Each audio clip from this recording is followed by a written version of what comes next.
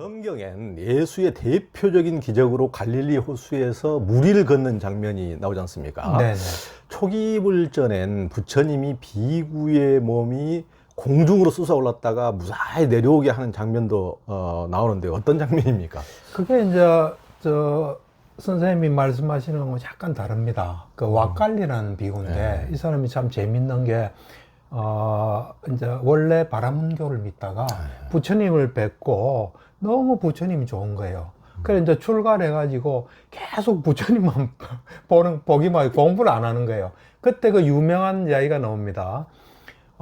진리를 보는 것이 나를 보는 거다 하는 그게 불교에 많이 있지 않습니까? 네. 예, 그게 이제 거기에서 나오는데 진리를 못 보면 나를 보는 게 아니다 하는 이제 그 비구인데 이제 그분이 이제 그래도 닦은 게 많으니까 이제 물어익었을 때 그분이 이제 항상 부처님하고 같이 그 안거도 같은 절에서 이제 하고 싶은데 다른 절로 이제 어째 보면 좀 쫓아낸 거죠. 그러니까 이제 낙담해서 그 독수리봉으로 이제 자살하려고 간 거예요. 가가지고 이제 절망 속에서 이제 자살하려고 그 낭떠러지에 서 있었던 거죠. 그때 이제 부처님께서 이제 소위 말하는 신통으로 이제 딱 오셔가지고 왁갈리한테 이제 모습을 보이니까 왁갈리가 기쁨으로 가득 차게 돼요. 그때 부처님이 오라 이런 이야기를 해요. 그러니까 나한테로 오라는 거죠. 그때 왁갈리가 이제 오게 했다기보다는 어떤 부처님에 대한 신심으로 그냥 발을 탁 내딛어요. 허공에. 허공에 내딛을 때 그때 준비가 되기 때문에 아라한이 돼요. 근데 신통을 가진 아라한이 돼가지고 그냥 사뿐히 이제 신통으로 내려앉는 이제 그게 선생님 말씀하신 그 경은 그래 되어 있습니다. 근데 이제 제가 참 신통에 대해서 이야기하고 싶은 거는 신통이 한자 말이지 않습니까? 신하고 통했다 또는 뭐 묘한 거하고 통했다 이러다 보니까 약간 부정적인 의미가 있어요. 그래서 저는 이제 그 용어를 좀 바꾸고 싶어요. 인간이 엄청난 노력을 하면 도달할 수 있는 경지나 능력으로. 그러니까 우리 모두가 그런 걸 가질 수 있는데 노력이 안 되기 때문에 이제 선정을 자유자재로 할 때 그런 게 나타나거든요. 그래서 신통을 좀 부정적으로 보는 시각이 있는데 신통은 엄청난 어떤 노력을 통해서 도달할 수 있고 그때 삿된 마음이 있으면 그 신통이 사라져요. 그러니까 신통은 어찌 보면 안전장치가 돼 있는 거죠. 그러니까 저는 그 예수가 무리를 걸었다는 거는 예수가 신통이 있다고 저는 생각을 해요. 그러고 뭘 이래 빵인가 뭘 가지고 많이 배불리 먹이지 않습니까? 그거는 그런 능력을 가졌다고 저 개인적으로는 그래 생각해요. 하고 그 면에서는 예수님도 대단한 경지에 이르렀다. 그래서 저는 뭐 초기 불교를 하는 입장에서니까 기독교를 좀 이래 말하고 싶어요. 예를 들면 구약 성경 같은 경우는 유대인의 역사나 유대인의 염원이 뭐 이래 담긴 거로 봐요. 그렇죠. 그 다음에 이제 신약은 예수님의 은행이라 봐요. 근데 그 은행이 복음서들은 그걸 들은 사람이 있을 거 아닙니까? 그거 본 사람이 있을까? 그 사람이 기록한 거 아닙니까? 그건 사실이에요. 그거는 굉장히 중요한 확인된 사실이고, 그 다음에 거기서 뭔가 예수님이 직접 말하든 뭐든 하나님의 관계, 이거는 조금 확실하진 않은 거예요. 그래서 요것만 빼더라도 난 그 예수라는 분이 되게 지혜로웠을 것 같은 느낌이 좀 들어요. 능력도 많고. 예, 그렇습니다. 그러니까 이제 불경에도 초기 불경에 보면은 부처님의 신통 장면이 굉장히 또 그렇죠. 여러 장면에서 많이 나오고 뭐 처음에는 뭐 가샤파 전자 이제 그분들을 이제 이렇게 전도하는 과정에서 그 뭐 1000명이나 이끌고 있는 교단 수장이었으니까 종교 지도자들이 한꺼번에 이렇게 포교하는 과정에도 엄청난 이제 신통 대결이 있는 거죠. 그렇죠, 맞습니다. 그러니까 막 한밤중에 뭐 이제 거의 그 뱀의 독에 넣어가지고 거의 이제 죽게 만드는 그런 그렇죠. 과정을 이제 극복하는 신통에서 이렇게 살아나시고 이제 그런 장면들도 나오고 이제 그런 것들이 이제 많이 나오는데 그래서 이제 성경도 당연히 뭐 기적이 상당히 이제 주 내용이죠. 그것 때문에 어떤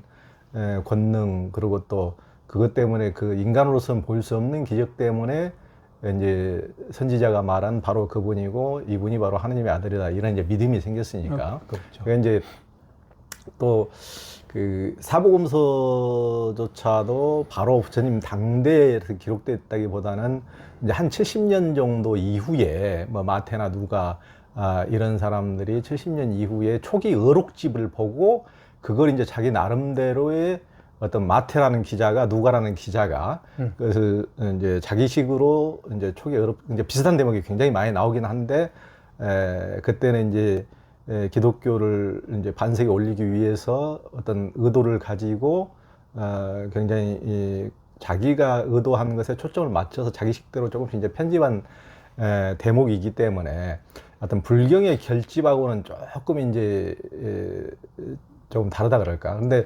불경의 초기 불교를 보면은 너무나 방대한 내용이 아주 세밀한데 그 기독교 예수 행적이나 이런 부분은 초기 의록집은 이제 전해지고 있지 않지만은 내용이 아주 이제 사복음서만 봐도 몇 가지 안 되거든요. 아주 단순하거든요. 그러니까 불교 원전하고 비교해 봤을 때는 내용 면에서도 그러니까 뭐 수십 분의 1 정도 된다 그럴까. 이렇게 굉장히 이제 단순한 내용이고 그것이 이제 그 기적이 차지하는 비중이 단순한 조그만 분량에서 굉장히 큰 비중을 차지하고 이제 그렇게 하죠. 근데 이제 불경에서는 신통의 비중이 나오긴 나오지만은 전체 내용에서 그것이 그렇게 큰 비중을 차지한다고는 보기 그렇죠. 어렵더만요. 그러니까 이 보면은 부처님께서 필요할 때는 항상 신통을 보였어요. 그러면서 부처님께서 재밌는 경이 하나 있습니다. 그 경에 보면은 그 지역 사람이 부처님께서 신통 있는 비구들을 좀 보내시면 여기 아주 부유한 도시에서 신도들이 많이 생길 것입니다. 그러니까 부처님께서 이 기적하고 가르침의 기적이라는 말씀하세요. 사람들을 올바로 가르치는 이게 진정한 신통이다. 뭐 그런 이야기도 나오고 그럽니다. 예. 그러니까 부처님이 나름대로 꼭 필요하실 때는 이제 그걸 보이셨지만은 그대로 가면서 거기서도 보더만요. 그러니까 거기서도 여기 이제 불교 사용 설명서에도 그런 내용이 나오는데 그러니까 제가자한테 그런 신통을 보여서는 안 된다. 그렇죠. 같은 비구들한테는 그것은 보여줄 수 있다. 맞습니다. 이제 거기에 이제 그런 구절도 나오던데. 맞습니다. 그러니까 이제 그 이후에도 뭐 예를 들면 이제 사이비 종교 교주들이라든가 또 나쁜 의도를 가진 분들이 자기가 엄청난 뭐가 있는 것처럼 최근에도 뭐 문제가 돼가지고 뭐 그 어디에 어떤 분이 요즘에도 유명한 뭐 대통령도 나오고 이러신 분들이 뭐 그 우유도 자기가 뭐 축성하고 그러면은 뭐 이것이 다 병을 고치는 뭐 좀 황당한 효과가 있다. 이제 이런 식의 어떤 신통이 나쁜 의도로 많이 악용되고 그러기 때문에 야 이것은 정말 독버섯 어떻게 보면은 잘못된 이렇게 될 수가 있고 나쁜 의도를 가진 사람들에 의해서 그것이 이제 포장되고 그런 경우가 많기 때문에 그러니까 중국에서도 무슨 도교나 이런 것도 연단술이라든가 이런 거 뭐 불로장생을 추구하는 이런 거니까 나중에 뭘 먹으면은 그것이 불로장생 한다는 등 그런 식으로 비화가 되고 하지만은 그것이 대부분 다 그런 것을 또 잘못 먹어가지고 죽은 사람도 많이 있고 진시황 같이 천하에 못 얻을 것이 없으신 분들도 결국 그때도 그런 것과 널리 퍼져 있는 도교가 널리 퍼져 있는 그런 시대지만은 그럼에도 그 양반도 뜻을 이루지 못하고 하여튼 그래서 그런 것들이 굉장히 잘못 사용하면은 그 삶을 피폐하게 할 수 있고 중생들을 오도할 수 있는 이런 측면이 크기 때문에 맞습니다. 상당히 조심해야 될 대목이 아닌가 이런 생각이 듭니다. 불경에 이제 보면은 이제 신통에 대한 얘기가 많이 나오기 때문에 사람들은 병에 걸리고 아파도 이제 수행을 해서 낫거나 부처님이 낫게 해주지 않을까 하는 기대도 하는데요. 아라한이 되어도 신체적 고통은 어쩔 수 없다고 했는데요. 그 부분을 좀 더 설명해 주시죠. 그렇죠. 이제 우리가 몸을 가진 한은 몸은 물리 법칙을 따릅니다. 따르기 때문에 물론 이제 아란이 되면 선정에 많이 들거나 또는 유익한 마음을 내면 좋은 물질이 나옵니다, 사실은. 그러니까 이 마음은 물질을 만들어내기 때문에 그렇지 않은 사람보다는 훨씬 낫지만은 그래도 물리법칙을 피할 수는 없는 겁니다. 그래서 아란이 되더라도 과거 생에 지은 업이랄까 또는 이 생에서 뭘 다리가 부러졌다 그러면 다리 부러진 것에 영향은 받을 수밖에 없죠. 그러니까 어째 보면 법칙 따라 움직이는데 부처님이나 그 제자들은 법칙을 잘 보고 우리한테 맞게 살았다. 이렇게 저는 생각을 합니다. 네. 법칙을 벗어날 수 있는 건 없습니다. 그러니까요. 네. 어떤 사람도 법칙을 벗어날 수 없다. 인과 그렇죠. 법칙을. 예, 그렇죠. 그러니까 만약에 차가 치여서 다치면 아픈 것이고 이거 통증이 있는 것이지. 맞습니다. 그거 자체를 그렇죠. 그 법칙에 따라서 벗어나게 하는 것은 없다. 근데 이제 좀 치료적인 측면을 보면은 이제 뭐 다쳐서 통증이 있다. 그거를 자꾸 우리가 악화시키는 경우가 그렇죠. 많습니다. 심리적으로. 심리적으로. 제가 이렇게 경험해 보면은 어떤 뭘 잘못 먹어 소화가 안 된다. 그러면 마음이 편안하면 한 3시간 만에 없어질 거를 왜 이랬지 그 사람이 나를 먹게 해서 막 그러니까. 마음이 아프면 이게 몇 시간 더 늘어날 수 있습니다. 그러니까. 예. 그러니까 우리가 이제 길 가다가도 벼락을 맞을 수도 있고, 네. 무슨 교통사고도 날 수가 있고 하는 건데, 이제 첫 번째 화살을 맞아서 그만큼만 통증을 일으키면 되는데, 우리는 내가 하필 그때 거기를 지나가지고 또 그놈이 왜 하필 또 그때 나타나가지고 이런 식으로 심리적으로 두 번째 화살, 세 번째 화살을 계속 이제 확대 재생산하면서 이제 10%만 아파야 될 것을 20%, 30%, 50%더 그렇죠. 이제 아픔을 갖는 경우를 경고하는 거죠. 예. 최근에 이제 요즘 서양에서 뇌과학이 굉장히 발달을 해가지고 통증에 대한 연구를 보니까 수행이 통증을 좀 다스리는데 도움된다는 걸 제가 발견했어요. 우리가 신체 어느 부위가 통증이 있으면 통증이 뇌로 전달되는데 요때 통증만 딱 뇌로 전달되는 게 아니라 이 어떤 그때 감정 상태나 마음 상태도 연결이 되더라고요. 그렇죠. 둘이 오는 거죠. 그렇죠. 둘이 와서 요 감정 요런 게 영향을 주는 거죠. 예. 그래서 우리가 제가 볼 때는 악화시키는 건 좀 막을 수 있다. 이제 이런 생각을 좀 합니다. 그렇죠.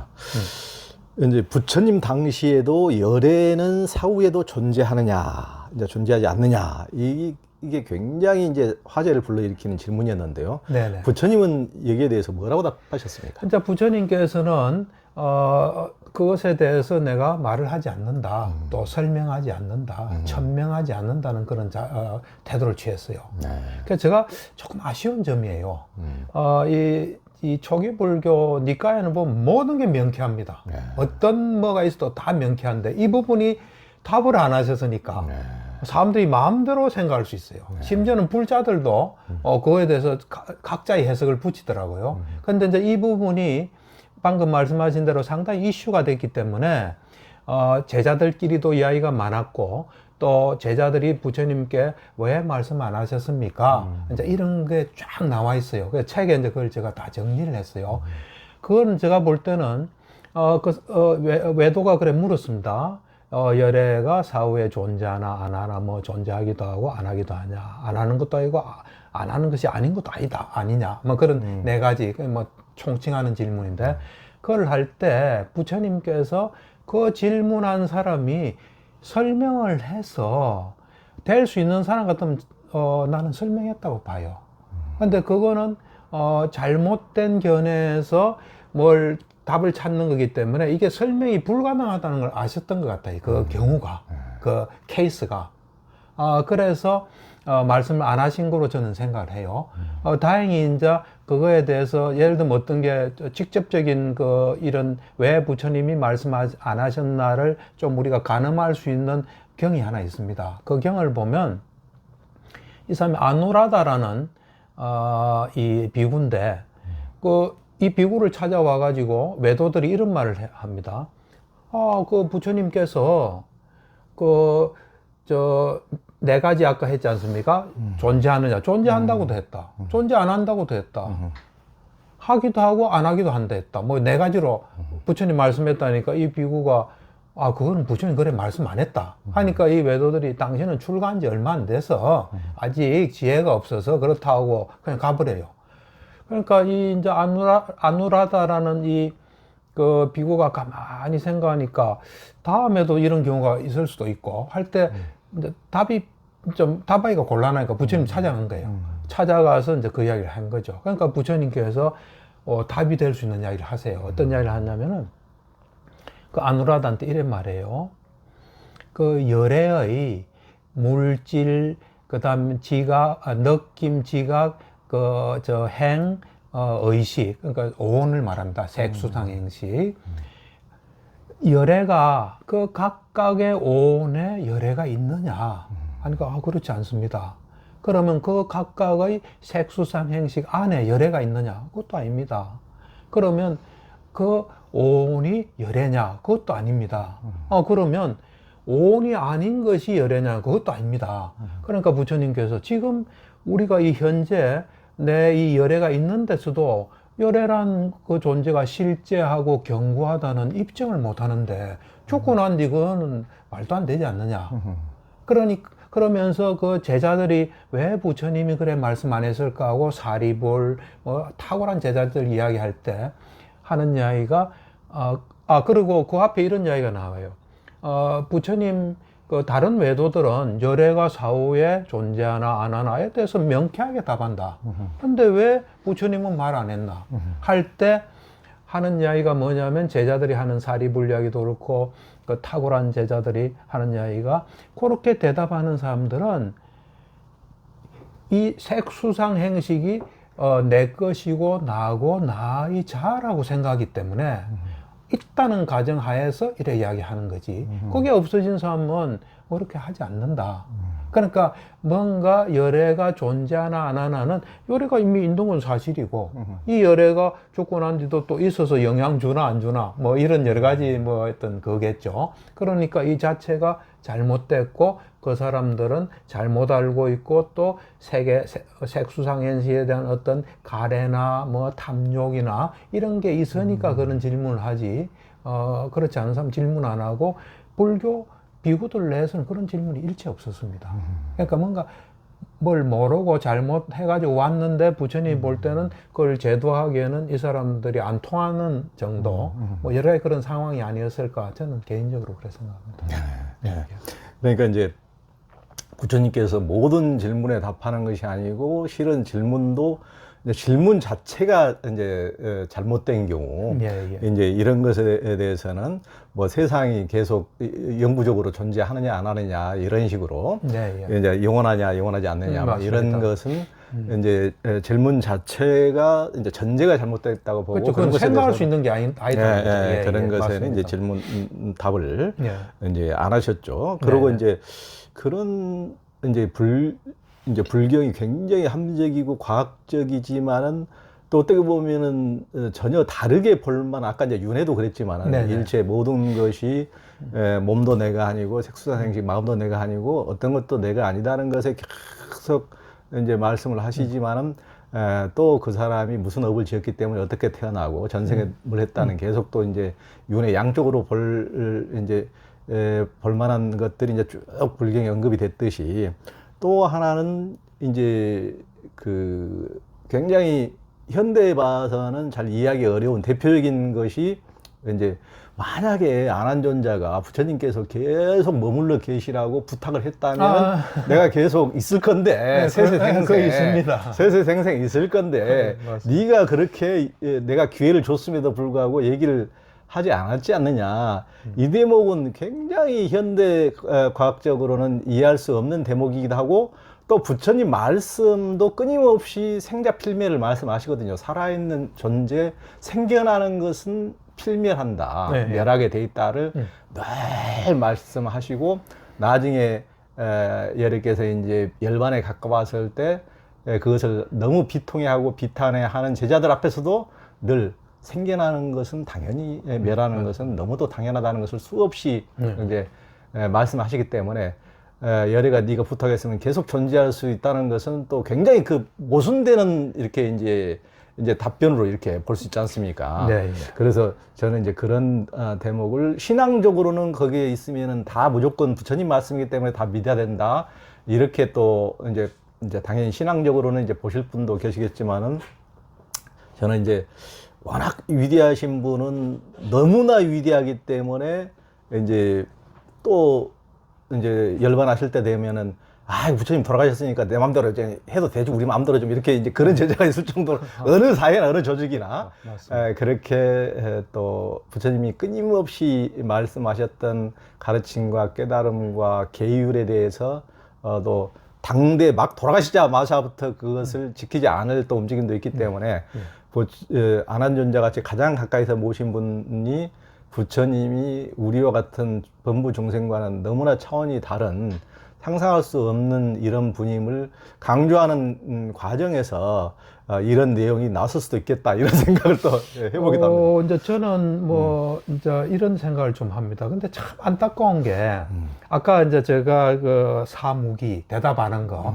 그것에서, 이게 좀 답답하고 마음대로 생각할 수 있다 하는 거하고, 또 하나가 지금 말씀하신 거예요. 나는 네 가지 성취 수단을 다 가지고 있기 때문에 내가 원하면 1급을 더 머물 수 있다. 그건 이제 뭐 소위 말하는 무한대의 시간 급은 아니에요. 그냥 좀 생명을 더 연장할 수 있다는 건데 그걸 보고 주석서에 혹시 뭐 좀 답이 없을까 찾아봤더만 그 중요한 건 주석서에 거의 없습니다. 항상 이를 보면 답답한 건 없는데 저 나름대로는 이런 생각을 해요. 그게 부처님들의 법이 아닐까. 예를 들어서 고타마 부처님 말고도 과거에 그랬을 때 부처님이란 건 항상 요청에 의해서 뭘 하는 거지 내가 필요해서 한다. 이게 아닌 부처님의 뭔가 법이 아닐까. 그리고 만약에 제자의 어떤 그거로서 그래 된다면 그것도 저는 뭐 가능하다 봅니다. 저는 개인적으로는 제가 워낙 믿는 입장이기 때문에. 마음을 쉬는 휴심정에 오신 당신을 환영합니다. 두려움과 불안, 화, 우울, 외로움의 한 생각을 쉬어버리니 사랑과 기쁨이 가득합니다. 평화로운 생각과 언행으로 자신과 세상을 이롭고 밝게 만드시는 당신을 존경하고 축복하고 찬탄합니다.